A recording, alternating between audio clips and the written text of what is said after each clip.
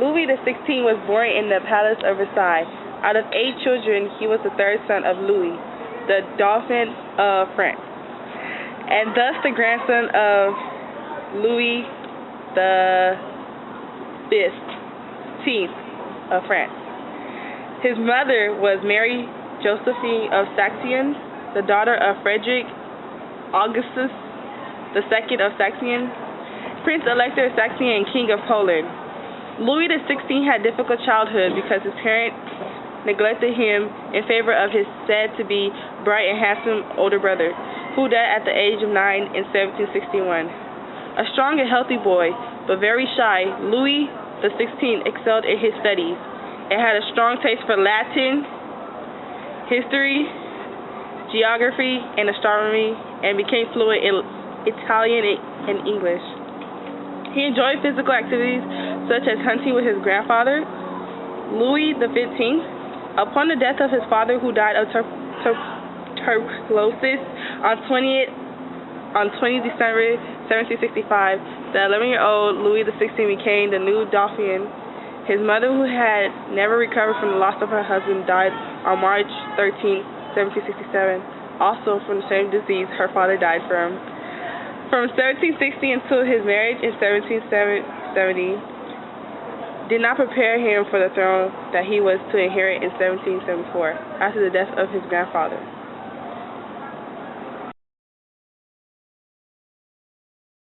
Louis XVI was 20 years old when he came into throne. No one could have seemed more out of place than he did. Louis realized this often and wished he were only a common man. He was always ready to listen to others and followed their advice. When the advice was good, everything was fine. When Louis first came into throne. Sir, make sure you send this to the people so they know that we're doing good. Sir, are you listening? Yeah. Is there a problem? No, there's just a connection between Marie Antoinette. It's just the way she did it. On May 16, 1770, at the age of 15, Louis married the 14-year-old Marie Antoinette. Marie, will you marry? Yes. This marriage was met with some hostility by the French public.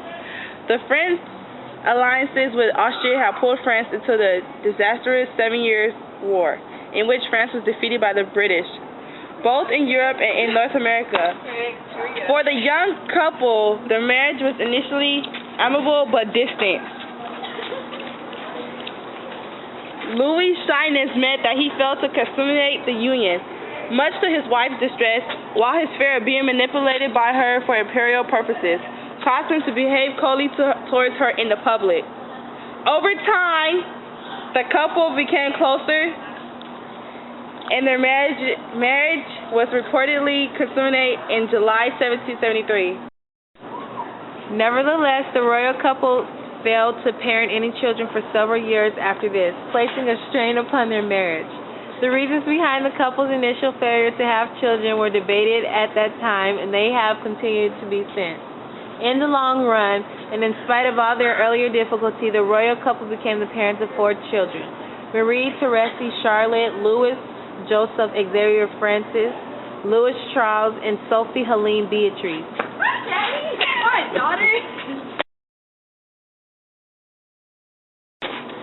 When Louis XVI succeeded to the throne in 1774, he had an enormous responsibility, as the government was deeply in debt, and resentment towards monarchy was on the rise. Louis also felt unqualified for the job. Radical financial reforms by Turgot angered the nobles and were blocked by the parliament, who insisted that the king did not have the legal right to levy new taxes.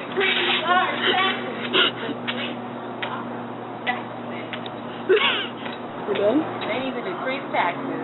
Yeah, it's about time somebody agrees with me. Yeah.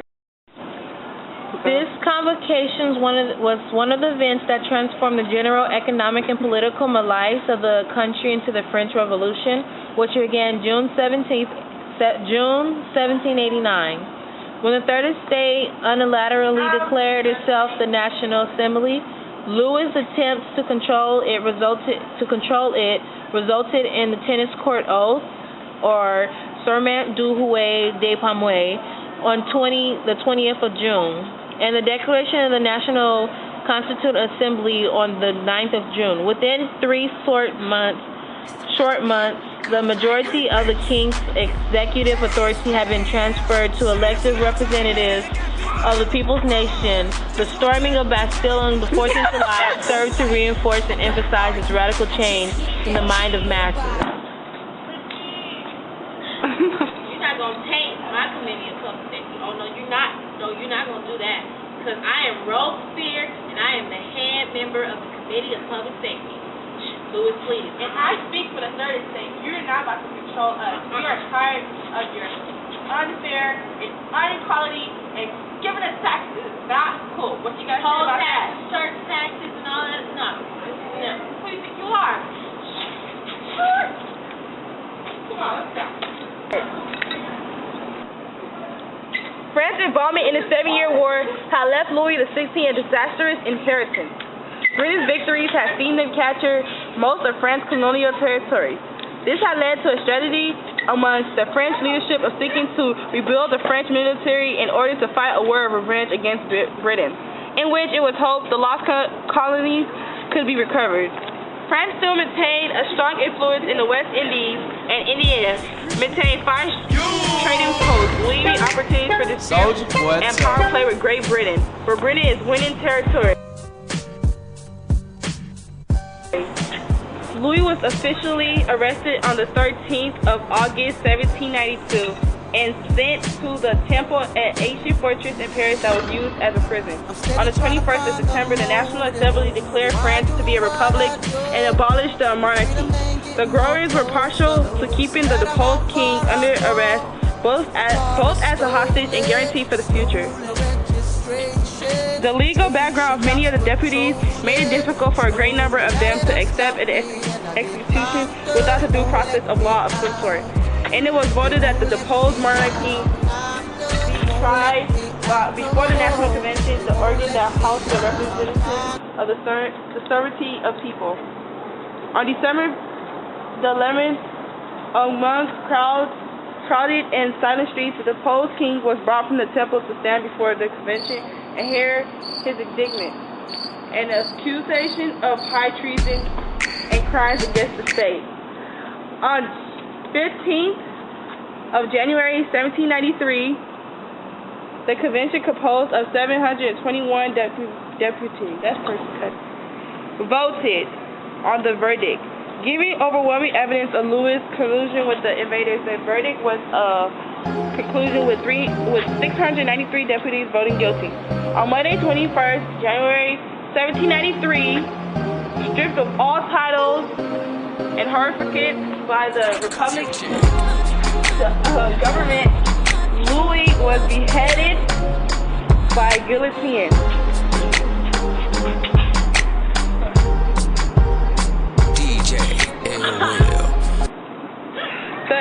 The executioner, Charles Henry Sanson, testified that the former king had bravely met his fate. Some accounts of Louis' beheading indicate that the blade did not sever his neck entirely the first time. There are also accounts of a blood-curdling scream issuing from Louis after the blade fell, but it is unlikely, since the blade severed Louis' spine. It is agreed that while Louis's blood dripped on the ground, many members of the crowd ran forward to dip their handkerchiefs in it.